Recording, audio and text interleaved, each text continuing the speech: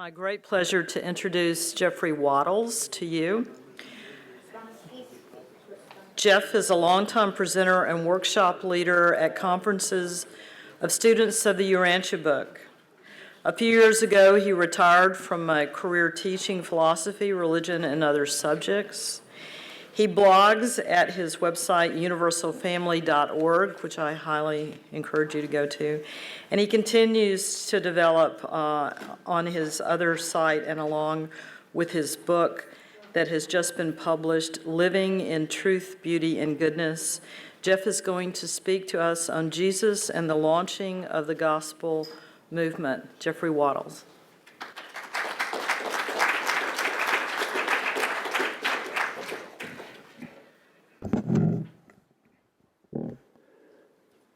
Who is Jesus? Our Father, brother, friend. He invites us to follow him. If we do, we become part of the gospel movement. Increasingly, we become his many-sided gospel of the fatherhood of God and the brotherhood of man, and we proclaim these truths in thought, word, and deed in ways that fit the capacity of receptivity of the persons we communicate with.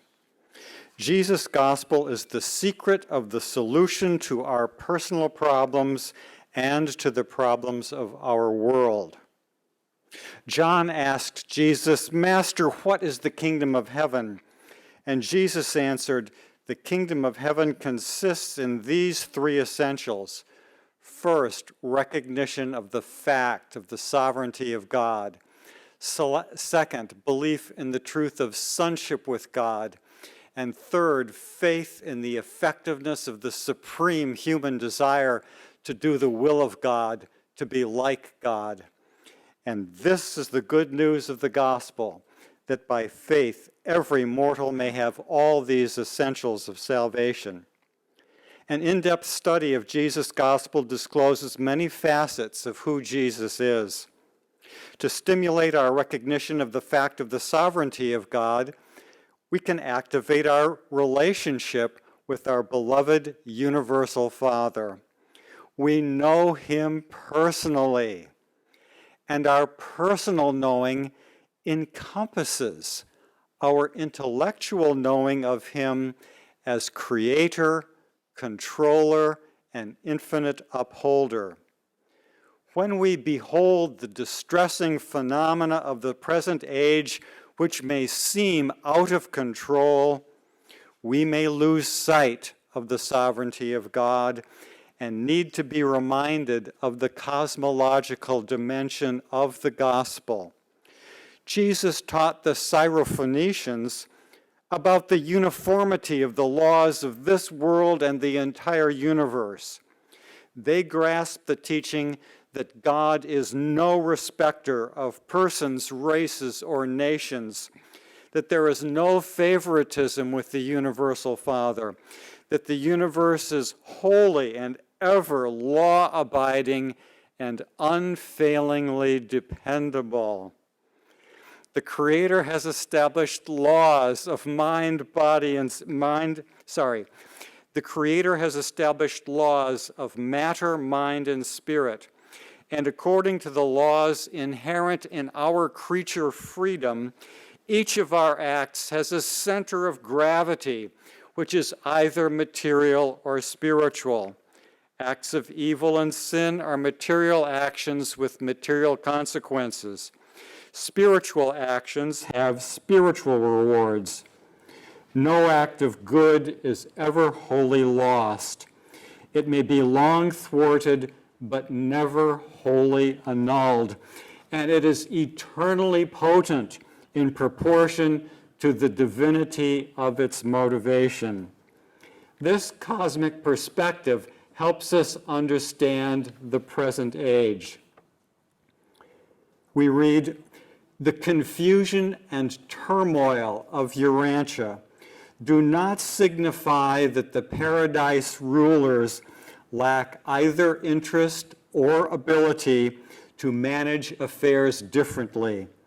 The creators are possessed of full power to make Urantia a veritable paradise, but such an Eden would not contribute to the development of those strong, noble, and experienced characters which the gods are so surely forging out on your world between the anvils of necessity and the hammers of anguish. Your anxieties and sorrows, your trials and disappointments are just as much a part of the divine plan on your sphere as are the exquisite perfection and infinite adaptation of all things to their supreme purpose on the worlds of the central and perfect universe, who is Jesus, our local universe sovereign. Now let me ask you a question. How many of you recognize the fact of the sovereignty of God? May I see a show of hands? If any of you has doubts, I invite you to speak with me later. The next gospel essential is belief in the truth of sonship with God. It is one thing to believe in the fact of sonship, another thing to realize its truth. Truth is a supreme value discerned by the soul, and God is the life of truth. Cosmology is fact, relationship is value. The concept of sonship with God has a threefold scope. It includes the individual hearer, the family of faith, and the all-inclusive brotherhood of man. Jesus linked the fact of the sovereignty of God as controller and ruler with the truth of the brotherhood of man. He said, I declare to you that my Father in paradise does rule the universe of universes by the compelling power of his love. Love is the greatest of all spirit realities. Truth is a liberating revelation, but love is the supreme relationship. And no matter what blunders your fellow men may make in their world management of today, in an age to come, the gospel which I declare to you will rule this very world. The ultimate goal of human progress is the reverent recognition of the fatherhood of God and the loving materialization of the brotherhood of man. Who is Jesus? The Creator's Son who reveals our sonship with God. You are divinely created, infinitely loved, spiritually indwelt, evolutionary free will sons and daughters of God. Do you believe this truth? If anyone has doubts, I invite you to speak with Jesus later. Faith in the truth of sonship with God leads to the supreme joy of sonship, which leads in turn to the supreme desire to do the will of God. The third gospel essential is faith in the effectiveness of the supreme human desire to do the will of God, to be like God. If our desire for the Father's will is not supreme, then we have to fix that. We have to make that desire supreme by revising or letting go of conflicting desires. In the final analysis, it is God who establishes the supremacy of our desire for the Father's will by his gift of righteousness, which we receive by faith. One thing that we know about the will of God is that our Father wants us to be like him. We walk the long path of becoming like God by experiencing the short path of being like God, the essential which we receive by faith. We become like God by being like him at the level possible for us at each stage of our growth. Jesus traversed the path of growing up to become like God, and he has shown us how to do likewise. We can grow up with Jesus if we engage in the experiential study of papers 123 through 29, which span his development from early childhood to later adult life. As we study these papers closely, we discern qualities in Jesus that we need in order to develop a strong, balanced, and unified personality like his. We observe the activities that Jesus engaged in as he acquired these qualities, and we create projects for ourselves that involve similar activities. For example, you are reading about Jesus' early childhood, and you are impressed by the sentence that tells of his first wholehearted and personal moral decision. You stop and ponder. You ask yourself, what is the quality of my moral decisions? Do they have that personal and wholehearted quality, or are they a joyless intellectual determination to do the right thing? Then you launch a project and begin to upgrade old decisions and make new ones. With each excellent moral decision, you bring together your understanding of the meaning of the facts of the situation with your understanding of the meaning of the value most relevant to that situation. Another example, we see Jesus becoming a master teacher by going through every stage of human development and by staying in touch with people of all ages. He loved getting to know people, which enabled him naturally and spontaneously to reveal the Father according to the capacity of receptivity of each group of his hearers. He did not present advanced truth when he preached in public. He told the 12, "Do not undertake to show men the beauties of the temple until you have first taken them into the temple. If we follow this teaching, we will not publicize the Urantia book as though it were part of the gospel." Experiential study is demanding. If we are too busy to grow, we will not make the time to grow up with Jesus. But if we do make the time, the divine harvest is certain. Who is Jesus? The master teacher who leads us in experiential study. Jesus gave one of his greatest teachings about being and becoming like God in the context of a powerful address when he explained how the apostles could get people to seek after them instead of their having to go to the people with their message. Jesus' recipe is surprising. This is what he said, almost. Consider the secularists who have a science without religion, while one-sidedly spiritual enthusiasts have a religion without science. And when men become thus misled into accepting a narrow and confused disintegration of truth, their only hope of salvation is to become truth-coordinated, converted. Let me emphatically state this eternal truth.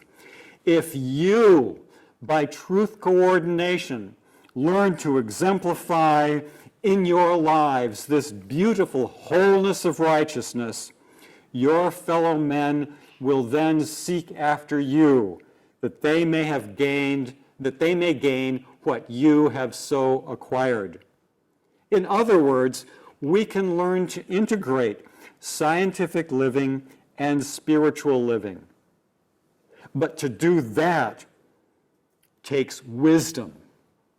We need to bring together the truths of science, philosophy, and spiritual experience.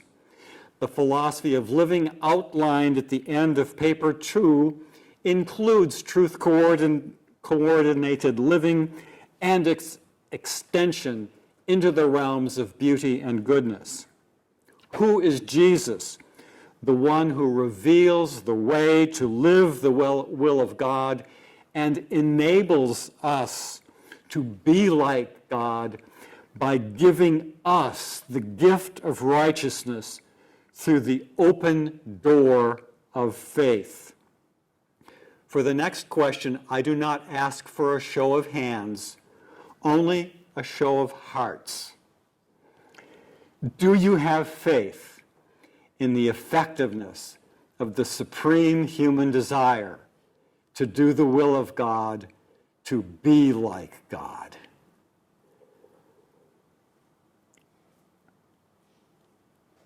I thank you for your honesty, and I thank God for your living and growing faith. Jesus' conclusion to this lesson on gospel essentials refers to them as essentials of salvation. But what is salvation? Here are three phases that we can experience in this life. Salvation from material fetters in the personal realization of sonship with God, who is Spirit. 2, salvation from intellectual bondage. Man shall know the truth, and the truth shall set him free. 3, salvation from spiritual blindness, the human realization of the fraternity of mortal beings, the service discovery of spiritual reality, and the ministry revelation of the goodness of Spirit values. Our study of gospel essentials has now brought us to the place where we are prepared to update the expression of Jesus' message to address the difficulties of our times. Europe and other continents today face overlapping sets of spiritual difficulties, including anti-religious secularism, nations struggling with problems of immigration, ecological and economic difficulties, and ethnic nationalisms, a wave of extremist violence, and the need for religious communities to promote intelligent worship, moral vigor, and cosmic wisdom. Countless people are angry, lost, and fearful. They see things getting worse, and they feel overwhelmed. But directly or indirectly, Jesus' many-sided gospel speaks to the heart of all such problems. Personal, spiritual, religious experience is an effective solvent for most mortal difficulties. It is an effective sorter, evaluator, and adjuster of all human problems. Religion does not remove or destroy human troubles, but it does dissolve, absorb, illuminate, and transcend them. The essentials that we have studied convey tremendous confidence that sooner or later we will, as the family of God, realize a wonderful future. Jesus' original concept of the kingdom included future phases, and today we need a fresh restatement of that vision. Sooner or later, this planet will experience a spiritual renaissance. Jesus combined sober, factual realism with spiritual joy. He warned of the enmity of the world, even as he embraced the all-powerful truth of the friendly universe. He warned his apostles not to cast their pearls before swine, even as he ordained them to go forth with a message of love and mercy. In Jesus, we can do what is otherwise humanly impossible. Whatever happens, we know that He is working out a special plan for our world, building a new civilization on His teachings. Who is Jesus, the Lord of history? His gospel has the power to transform individuals, groups, communities, nations, continents, and our entire world. In Jesus' gospel resides the mighty Spirit of truth, just like Jesus, except for His body. Jesus calls every one of us to get actively involved in the gospel movement, and half-hearted, partial devotion will be unavailing. This is the hour when we are called to the kingdom. Let us rise in faith and joy, patience and wisdom, love and mercy. For the last time I ask, who is Jesus? He is the one who does not make Himself the center of His gospel. All Urantia is waiting for, not the gospel about Jesus, nor the Urantia book, but the gospel of Jesus in its living spiritual reality. If you want more help from me on these topics, my new book, Living in Truth, Beauty, and Goodness, shows how to coordinate scientific living and spiritual living so that you can acquire the beautiful wholeness of righteousness. Beginning Saturday, September 24th, I am teaching a course on scientific living in this integration at Urantia University Institute, urantiauniversity.org, and you can still sign up until next Wednesday. After Wednesday, the door is closed. Earlier this year, I taught an experiential study group on growing up with Jesus. Antonio Schaefer was the initiator of that project. He can give you access to the videotapes, and if you want to see him, you know how to contact him.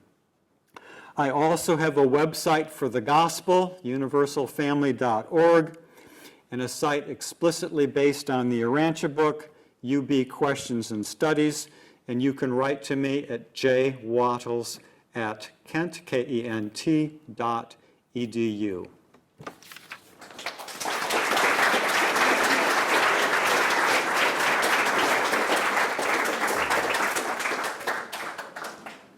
So thank you very much, Jeffrey. And we have some minutes left for questions, and perhaps I can, Richard, ask.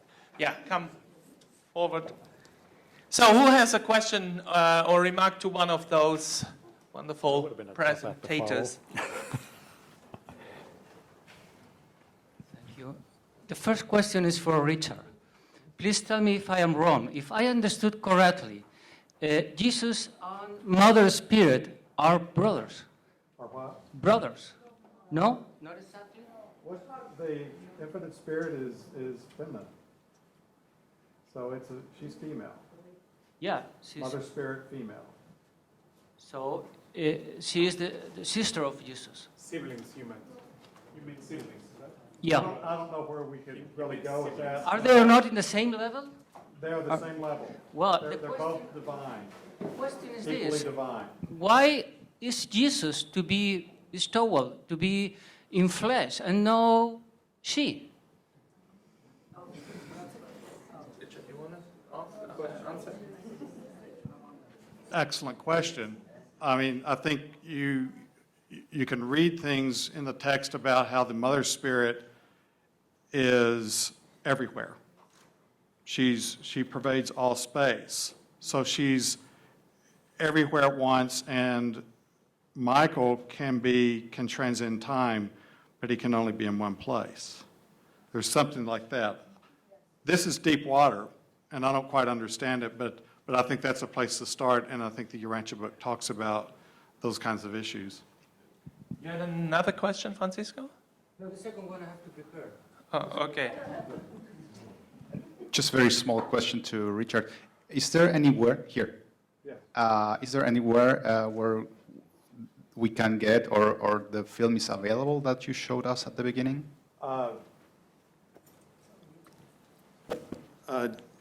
Urantia, Nebadon, The Master Universe is available on YouTube. And I have a channel on YouTube called Urantia Film, all one word. And so it's available there. Okay, other questions? What's my channel called? Please, can you repeat the channel on YouTube?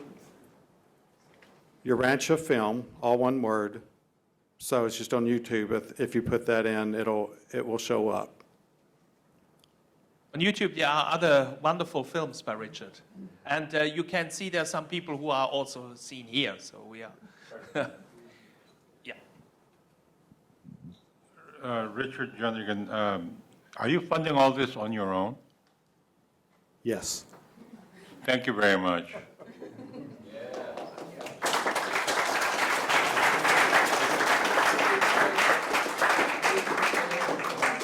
Yeah.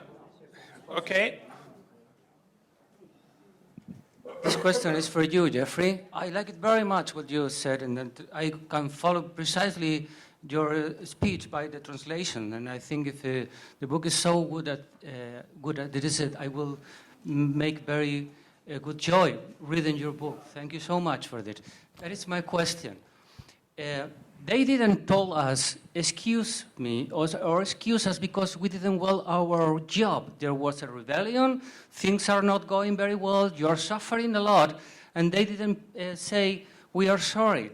So, if the argument is this, if the reason is this, as much as difficulties are well for you, let us be much more difficult than we have. So, why don't pay attention to this? Doing it in another way, instead of saying that difficulties are good, because if they are, let us have a lot of them. You want to answer something, Jeffrey? Maybe that was a statement more than a question. But the fact of the matter is that we start immature and we have to grow up to our maturity. You've heard about the little bird that hatches from the egg and it needs to poke its way through the shell. And if someone helps the bird out, then it doesn't acquire the strength in its neck to survive. We start very imperfect and we need a challenging environment to advance. Now, the creators have undertaken a very vast project, and they've given us the challenge of working with them, not just set out here with, oh, you fix this. We're working with them to help retrieve the problems of the big mistakes that have been made in the past. And as we do that, we have the privilege of participating in working to help this world of Jesus to become what it is destined to become. In the meeting that I, in some sense, led yesterday, we started a spiritual solidarity movement of people who are going forth with the gospel. You know, and when I say solidarity, I'm inspiring myself from the solidarity movement in Poland, where beginning with Poland and moving down in a nonviolent way, the anti-religious communist Soviet empire was dismantled by the courage and solidarity of those people. And our work with the gospel can begin to do that kind of thing. I think as we inspire ourselves and apply that with scientific responsibility as well as spiritual power, it will be an effective contribution to the rehabilitation of our world.